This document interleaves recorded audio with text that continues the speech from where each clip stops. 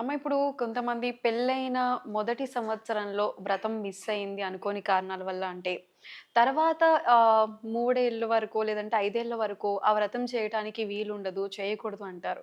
ఇది నిజంగానే అంటే మొదటి సంవత్సరం వివాహమైన తర్వాత మొదటి సంవత్సరం వరలక్ష్మి వ్రతం చేసుకోలేకపోతే, అది రెండో సంవత్సరం కంటిన్యూ చేయొచ్చా? లేదంటే మూడో ఏడు లేకపోతే ఐదో ఏడు నుంచే కంటిన్యూ చేయాలంటారమ్మా? ఎప్పుడైనా చేసుకోవచ్చు వరలక్ష్మి వ్రతం. అసలు ఆపమని ఎక్కడా లేదన్నమాట. లక్ష్మి డబ్బులు ఇస్తానంటే మీరు వద్దంటారా చెప్పండి? ఈ సంవత్సరం వద్దు, నెక్స్ట్ సంవత్సరం తీసుకుంటానంటారు. లేదు కదా.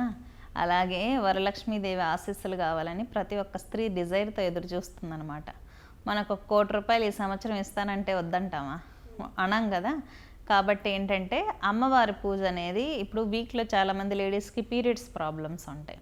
ఈ పీసీఓడీల వల్ల 15 డేస్ 20 డేస్ కూడా పీరియడ్స్ అయ్యే వాళ్ళు ఉన్నారు. అటువంటి స్త్రీలు ఏం చేసుకోవాలంటే పీరియడ్స్ అవ్వని వారం, ఈ 4 వారాల్లో ఏదో ఒక వారం గ్యాప్ దొరుకుతుంది కాబట్టి ఏ వారం పూజ చేసుకున్నా అదే ఫలితం ఉంటుంది. కాబట్టి ఎటువంటి ఇబ్బంది లేదు. మీకు మామూలుగా పౌర్ణమి ముందొచ్చే శుక్రవారం చేస్తారు వరలక్ష్మి వ్రతం.